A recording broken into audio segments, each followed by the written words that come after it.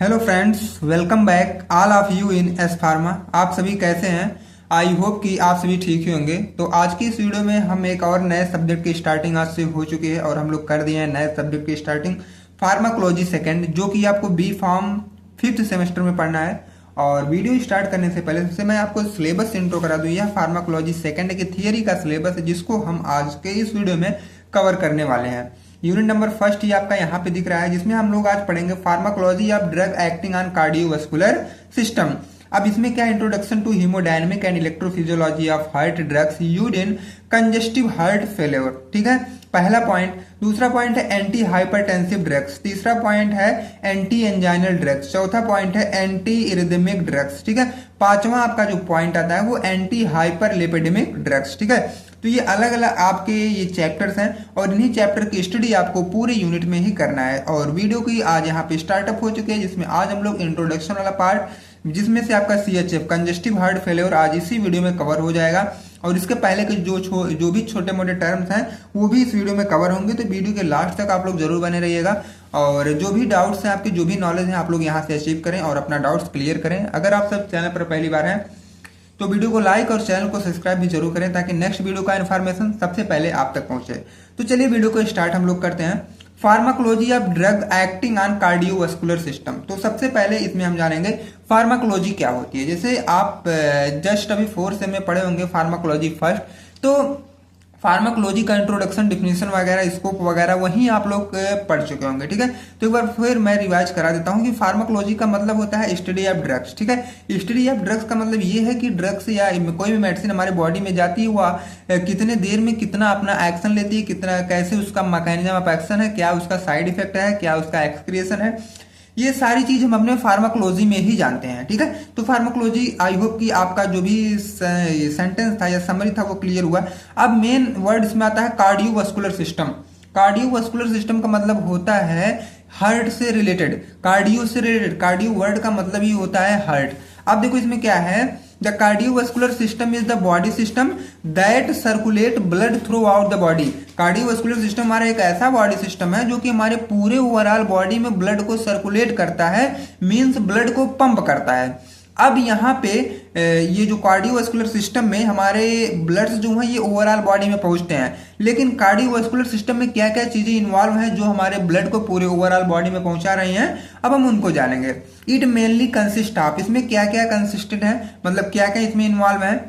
Heart involve रहेगा, blood involve रहेगा और ब्लड वेसल्स इन्वॉल्व रहेगा। ठीक है, अब जिसमें से हमारा हार्ट क्या करता है, ब्लड को पंप करता है ओवरऑल बॉडी को। उसके बाद जो हमारा ब्लड क्या करेगा, carries oxygen, nutrients and hormone. हमारा ब्लड क्या करेगा, जब हमारा हार्ट ब्लड को पंप कर देगा पूरे बॉडी में, तो ये जो ब्लड है, ब्लड में ऑलरेडी प्रेजेंट रहेंगे ऑक्सीजन, न्यूट्रिएंट्स और हार्मोन। तो ये ब्लड जो है ओवरऑल बॉडी तक ये फैल जाएंगे, हमारी बॉडी को एनर्जी, न्यूट्रिएंट्स, हार्मोन, ऑक्सीजन, ये सारी चीजें ये प्रोवाइड कर देंगे। उसके बाद थर्ड की बात करें, थर्ड में हमारा आता है ब्लड वेसल्स। ठीक है, अब ये ब्लड वेसल्स क्या करती हैं, carry blood to and from different part of the body. अब ये जो ब्लड वेसल्स हमारी जो बॉडी में छोटी छोटी नलियां लगी हुई हैं, जिसका हिंदी वर्ड्स है, तो ये क्या करती हैं, उसमें से ब्लड हमारा फ्लो होता है, किसी एक बॉडी पार्ट से दूसरे बॉडी पार्ट तक वो जाता है, बहुत इजी तरीके से। ठीक है, अब इतना आई होप कि आपका डाउट्स क्लियर हुआ होगा। अब देखो, अगर इतना नहीं, बहुत समरी या शार्ट आप लोग जाना चाहेंगे, तो कार्डियोवास्कुलर सिस्टम का मतलब होता है हार्ट प्लस ब्लड वेसल्स। जब तीनों आपस में कॉम्बिनेशन कर लेते हैं, या तो तीनों के कॉम्बिनेशन इक्वल टू हमारा कार्डियोवास्कुलर सिस्टम ही होता है। तीनों को आपस में आप ऐड करिए तो आप एक, जब तीनों का एक कॉम्प्लेक्स बनेगा, उसी फॉर्म को हम कार्डियोवास्कुलर सिस्टम बोल सकते हैं। ओके, तो यहां तक आपका डाउट्स क्लियर हुआ। एंड अब हम लोग नेक्स्ट पॉइंट की बात करते हैं। नेक्स्ट पॉइंट हमारा आता है introduction to hemodynamic and electrophysiology of heart. अब यहाँ पे हीमोडायनेमिक और इलेक्ट्रोफिजियोलॉजी ऑफ हार्ट के बारे में पूरी हमको डिस्कस करनी है। हीमोडायनेमिक टर्म क्या होता है, इलेक्ट्रोफिजियोलॉजी क्या होता है, और ठीक है, ये सब का हम यहाँ पे स्टडी करेंगे। तो यहाँ पे हीमोडायनेमिक आपको 2 बार यहाँ पे आपको डिफिनेशन मिलेगा। एक बार डिफिनेशन क्या है, आपको विदाउट स्ट्रक्चर मिलेगा, दूसरी बार विथ स्ट्रक्चर मिलेगा। ठीक है, तो हीमोडायनेमिक का मतलब क्या होता है, haemodynamic is the study of how blood flows through the heart and blood vessels. Haemodynamic में हम लोग बेसिकली ये देखते हैं कि हमारा ब्लड कैसे फ्लो हो रहा है, किसकी हेल्प से फ्लो हो रहा है। तो हमारा ब्लड जो है वो हार्ट से निकलता है और ब्लड वेसल की हेल्प से पूरे बॉडी में ये फैलता है। तो इसको हम लोग बोलते हैं हीमोडायनेमिक। अब इलेक्ट्रोफिजियोलॉजी क्या है? Electrophysiology the study of electrical activities in the body specially in the heart and nerves. हमारे ह्यूमन बॉडी में इलेक्ट्रिकल एक्टिविटीज भी होती है जो कि स्पेशली हार्ट और नर्व्स में ये ज्यादातर देखने को पाई जाती हैं, ठीक है। तो वही बात यहाँ पे की गई है। अब हीमोडायनेमिक्स फिर वर्ड आ गया। इसके पहले आप लोग ये विदाउट स्ट्रक्चर देखे थे, अब विथ स्ट्रक्चर देखिए। Movement of blood in blood through blood vessels. Clear बात कही गई है कि ब्लड का मूवमेंट ब्लड वेसल्स की हेल्प से जब होता है तो उनको हम लोग बोलते हैं हीमोडायनेमिक्स। यहाँ पे एक ब्लड वेसल्स बनाया गया है और बीच में रेड कलर से आपका ब्लड फ्लो होते दिखाई दे रहा है, और ये जो आपके वॉल्स हैं ये ब्लड का प्रेशर लग रहा है इस पे, ठीक है।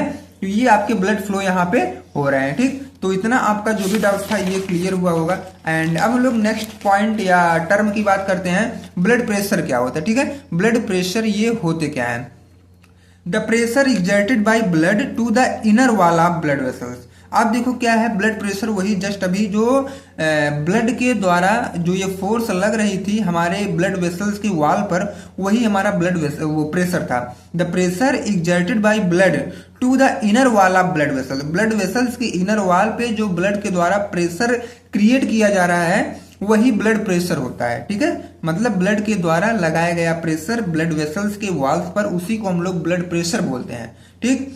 अब यहां तक आपका क्लियर। एंड अब हमारा जो मेन एंड इंपॉर्टेंट टॉपिक आता है वो आ गया हार्ट का, ठीक है। अब सबसे पहले हम हार्ट के बारे में जानेंगे, देन उसके बाद सीएचएफ और उसमें कौन से ड्रग यूज होते हैं उसको हम लोग जानेंगे। The heart is a muscular organ responsible for pumping blood through out the body. Heart जो हमारा होता है ये मस्कुलर ऑर्गन होता है क्योंकि इसमें बोन्स नहीं होते हैं, पूरा मसल्स के ही ये बने होते हैं, और ये हमारे बॉडी के लिए कुछ इस तरह रिस्पॉन्सिबल होते हैं कि हमारे बॉडी में पूरी तरीके से इनको ब्लड को पंप करना होता है, पूरे बॉडी में ब्लड को फैलाना होता है, ठीक है। इनकी जो मेन रिस्पॉन्सिबिलिटी है वो पंपिंग ब्लड है, ठीक है। ब्लड को पंप करें ये हमारे पूरे बॉडी में। It is located in the thoracic cavity. ये कहाँ इनकी जो लोकेशन देखी जाती है तो ये थोरेसिक कैविटी में इनकी लोकेशन होती है। Slightly to the left of the mid line and is enclosed with the pericardium. अब देखा जाए तो हल्का से ये लेफ्ट साइड में होते हैं, बीच वाली लाइन, जैसे आप एहसास करिए अपने हार्ट को टच करिए तो बीच वाली लाइन पे हल्का सा लेफ्ट में ये होते हैं। And is enclosed with in the pericardium, और ये पेरिकार्डियम के अंदर पूरे इंक्लोज होते हैं। पेरिकार्डियम हमारी एक हार्ट की लेयर होती है, आगे मैं बताऊंगा आपको। और नेक्स्ट पॉइंट की बात करें, the heart consist of 4 chamber, 2 atria and 2 ventricle, ठीक है। 4 चैम्बर होते हैं, 2 आर्टरिया और 2 वेंट्रिकल्स में 4 चैम्बर होते हैं, ठीक है। इतना आपका डाउट्स क्लियर हुआ। एंड नेक्स्ट पॉइंट की बात करें, it has the property of auto rhythmicity which means it generate all electrical impulse, ठीक है। इसमें क्या है, कुछ ऑटो रिदमिसिटी की प्रॉपर्टी होती है जिससे जितने भी इलेक्ट्रिकल इम्पल्स हैं वो आराम से जनरेट हो सकें। एग्जाम्पल की अगर हम बात करें तो ऐसे नोड हैं, ठीक है, जिसको हम लोग पेसमेकर बोलते हैं, जो कि इलेक्ट्रिकल एक्टिविटी शो करने में बहुत ही रिस्पॉन्सिबल होता है हमारे हार्ट में। इतना आपका जो भी डाउट्स है वो क्लियर हुआ। एंड अब हम इसके फंक्शन की बात कर लेते हैं। हार्ट का फंक्शन क्या है? ब्लड की डिलीवरी करना पूरे बॉडी में, और ऑक्सीजन और न्यूट्रिएंट की सप्लाई करना पूरे हमारे बॉडी में। ये सब हमारे कुछ हार्ट के फंक्शन है। और कौन से फैक्टर हमारे हार्ट रेट को अफेक्ट करते हैं? जैसे ऑटोनॉमिक एक्टिविटी अफेक्ट कर सकता है, सर्कुलेटिंग हार्मोन भी अफेक्ट कर सकते हैं, फिजिकल एक्टिविटी भी अफेक्ट कर सकती है, एज, इमोशन, ये सारी चीजें हमारे हार्ट रेट को अफेक्ट कर सकती हैं, ठीक है। इतना आपका डाउट्स क्लियर हुआ आई होप। अब हम जानेंगे सीएचएफ के बारे में। उसी में पूछा गया है कि कौन सा ड्रग हम लोग सीएचएफ में यूज कर सकते हैं। ये जो सिलेबस आपका drugs use in congestive heart failure, तो सबसे पहले हम जानेंगे ये सीएचएफ होता क्या है, कंजेस्टिव हार्ट फेलियर क्या होता है। उसके बाद हम लोग ऑटोमेटिक अभी ड्रग्स बाद में पढ़ लेते हैं लास्ट वाले में। तो ये हार्ट फेलियर, सीएचएफ मतलब कंजेस्टिव हार्ट फेलियर क्या होता है? CHF is a condition in which the heart can not pump enough blood to meet the body's need. अब सीएचएफ में ये होता है कि जितनी बॉडी को जरूरत है ब्लड की, उतना हमारा हार्ट ब्लड को पंप नहीं कर पाता है। तो जाहिर सी बात है कि जब हमारी पूरी बॉडी को ब्लड पूरी तरीके से नहीं मिलेगा तो हमारी बॉडी की एक्टिविटी थोड़ी सी डिसबैलेंस हो जाएगी, ठीक है। और सीएचएफ में यही होता है कि जब हमारा हार्ट ब्लड की पंपिंग पूरे बॉडी तक अच्छे से नहीं कर पाता है तो इस कंडीशन में सीएचएफ हो जाता है। अब सीएचएफ में क्या होगा, जब ब्लड पूरे बॉडी तक नहीं जाएगा तो उसमें क्या होगा, ऑक्सीजन और न्यूट्रिएंट्स की बॉडी में कमी हो जाएगी, और जब बॉडी में कमी हो जाएगी तो कुछ फ्लूइड हमारे वो लंग्स और लेग्स में उन कलेक्ट होने लगेंगे। ठीक है, जब वो कलेक्ट होने लगेंगे तो हमारे पाँव में या पूरे बॉडी में स्वेलिंग होने लगेगी और सांस लेने में डिफिकल्टी होने लगेगी। यही हमारा होता है congestive heart failure. Second point यही लिखा गया है, because of this fluid may collect in the lungs and leg cage swelling and breathing difficulty. Clear बात है, ये जो CHF होता है अगर हो जाए किसी कंडीशन में CHF हो जाए तो उसका सबसे पहला लक्षण ये है कि जो हमारे कुछ बॉडी में फ्लूइड होते हैं वो लंग और लेग में जाके इकट्ठा होने लगते हैं, उसके वजह से स्वेलिंग आने लगती है और सांस लेने में दिक्कत होने लगती है। अब इनके हम सिम्पटम की बात करते हैं। सिम्पटम्स मतलब इनके लक्षण क्या है। शॉर्टनेस ऑफ ब्रीथ, सबसे पहले क्या है कि सांस लेने में दिक्कत होगी। उसके बाद फैटिग बढ़ेगा थोड़ा सा, स्वेलिंग भी बढ़ेगी और हार्ट बीट इरेगुलर हो जाएगी और सडन वेट गेन, जो वेट है पेशेंट का वो तेजी से गेन होने लगेगा। ठीक है, इतना आपका डाउट्स क्लियर हुआ होगा। अब नेक्स्ट पॉइंट की बात करें, सिस्टोलिक डिस्फंक्शन और डायस्टोलिक डिस्फंक्शन, ये क्या होते हैं। Systolic dysfunction is a condition in which the heart can not contract properly. Systolic dysfunction में ये होता है कि जो हमारे हार्ट है वो प्रॉपर वे में कॉन्ट्रैक्ट नहीं कर पाते हैं, सो it can not pump enough blood out of the heart. तो इसीलिए जितना हार्ट को जरूरत है ब्लड की उतना ये पंप भी नहीं कर पाते हैं, क्योंकि वो कॉन्ट्रैक्ट अच्छी तरीके से नहीं कर पाते हैं। ठीक है, ये सिस्टोलिक डिस्फंक्शन है। डायस्टोलिक डिस्फंक्शन में क्या होता है, diastolic dysfunction is a condition in which the heart can not relax properly. इसमें हार्ट जो है अच्छी तरीके से रिलैक्स नहीं हो पाता है, so it can not fill with enough blood. तो इसलिए क्या होता है, वो अच्छे तरीके से पूरा ब्लड अपने अंदर वो फिल नहीं कर पाता है। ओके, यहां तक आपका क्लियर हुआ। अब हम जानेंगे कंपेसेटरी फिजियोलॉजिकल रिस्पॉन्स क्या होता है। ठीक है, compensatory physiological response in CHF। The following heart evoke 3 major compensatory mechanism. 3 major compensatory mechanism होता है जो कार्डियक आउटपुट को इनहेंस करने में हेल्प करता है। तो सबसे पहले से हम लोग बात करेंगे increase sympathetic activity. Increase sympathetic activity इसमें क्या है, baroreceptor sense a decrease in BP and activate the sympathetic nervous system. ये जो बायोरिसेप्टर होते हैं ये बेसिकली ऐसा जान लो कि ये सेंसर होते हैं जो कि ये बताते हैं कि BP कब कितना बढ़ रही है, कब कितना घट रही है। तो ये सेंस किए कि BP घट गई है, जो बायोरिसेप्टर थे वो सेंस किए कि BP घटी है। उसके बाद and activate the sympathetic nervous system, तो ये क्या किए, सिंपैथेटिक नर्वस सिस्टम को ये एक्टिवेट कर दिए। The stimulation of beta adrenergic receptors result in increase heart rate and greater force of contraction of the heart muscle which in turn increase cardiac output. अब उसके बाद क्या हुआ, the stimulation of beta adrenergic receptor. अब वहां पे जब sympathetic nervous system activate हुआ तो बीटा एड्रेनर्जिक रिसेप्टर को स्टिमुलेट किया, फिर क्या हुआ वहां पे हार्ट रेट आसान तरीके से बढ़ गया and greater force of contraction of the heart muscle, और वहीं पे हार्ट मसल का तेजी से कॉन्ट्रैक्शन होने लगा in which in turn increase cardiac output. तो जब कॉन्ट्रैक्शन तेजी से हुआ तो कार्डियक आउटपुट भी वहां पे बढ़ गया। ठीक है, और हमको कार्डियक आउटपुट को इनहेंस करना था तो यहाँ पे आपका कार्डियक आउटपुट बढ़ा। ठीक है, अब दूसरे तरीके से हम लोग कैसे बढ़ा सकते हैं, activation of renin angiotensin aldosterone system, इसको भी हम लोग इंक्रीज करके कर सकते हैं। Fall in cardiac output decreases blood flow to the kidney promoting the release of renin. तो जब कार्डियक आउटपुट तेजी से घटता है हमारे मतलब किडनी में ही देखा जाए तो वहां पे रेनिन का सेक्रेशन बहुत तेजी से होने लगता है। ठीक है, resulting in increase formation of angiotensin second, तो वहां पे एंजियोटेंसिन सेकंड जो है वह बढ़ने लगता है। अब क्या है second point, this result is increase peripheral resistance. तो ऐसा जो होने पे पेरिफेरल रेजिस्टेंस थोड़ा वहां पे हमारा बढ़ जाता है एंड रिटेंशन ऑफ सोडियम और H2O। तो वहां पे देखा जाए तो सोडियम और H2O का भी रिटेंशन हमें देखने को मिलता है। नेक्स्ट पॉइंट में क्या होता है, ब्लड वॉल्यूम इंक्रीज, तो इस कंडीशन में ब्लड वॉल्यूम बढ़ जाता है and more blood is return to the heart, और ज्यादा से ज्यादा ब्लड के वॉल्यूम जो है ये हार्ट में पुनः वापस आ जाते हैं।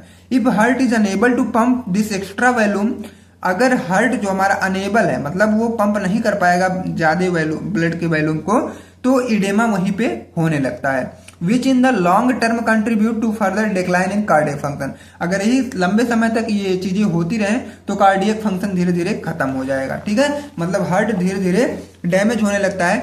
अब जो हमारा नेक्स्ट है मायोकार्डियल हाइपरट्रॉफी, ये क्या होता है, the heart increase in size and chamber dilated. Size में हार्ट जो है थोड़ा सा इंक्रीज हो जाता है और चैम्बर भी बड़े हो जाते हैं।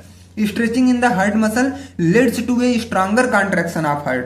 अब देखो क्या है, हार्ट मसल वहीं पे स्ट्रेच होने लगते हैं ना, उसके बाद ये कॉन्ट्रैक्ट ऑफ द हार्ट, ये जो हार्ट का कॉन्ट्रैक्शन है वो बहुत तेजी से होने लगता है। However in weaker contraction के समय reduces the ability to eject the blood. तो जाहिर सी बात है कि ब्लड की जो एबिलिटी है इजेक्ट होने की वह भी कम हो जाती है। ठीक है, इतना आपको समझ में आया आई होप। एंड अब लोग लास्ट पॉइंट की बात करें, ड्रग यूज इन सीएचएफ, कौन से ड्रग यूज होते हैं कंजेस्टिव हार्ट फेलियर में। तो पहला है एसीई इनहिबिटर, जिसमें हम लोग इनालाप्रिल और रेमिप्रिल का यूज कर सकते हैं। बीटा ब्लॉकर जैसे मेटोप्रोलोल हम लोग यूज कर सकते हैं। और डाययूरेटिक्स में हम लोग फ्यूरोसेमाइड और टोरसेमाइड यूज कर सकते हैं। एल्डोस्टेरोन एंटागोनिस्ट में हम लोग स्पाइरोनोलैक्टोन यूज कर सकते हैं। और फिफ्थ एंड लास्ट हमारा आता है कार्डियक ग्लाइकोसाइड में हम लोग डिगोक्सिन यूज कर सकते हैं। ठीक है, तो पहला लेक्चर यहीं पे एंड होता है। बाकी हम आपसे नेक्स्ट मिलेंगे एंटी हाइपरटेंसिव ड्रग्स के साथ। ठीक है, तो अगर आप सब वीडियो पर पहली बार थे तो वीडियो को लाइक और चैनल को सब्सक्राइब भी कर लें, ताकि नेक्स्ट वीडियो का इन्फॉर्मेशन सबसे पहले आप तक पहुंचे। एंड फ्रेंड्स मिलते हैं नेक्स्ट वीडियो में, तब तक के लिए friends thank you, bye bye, take care.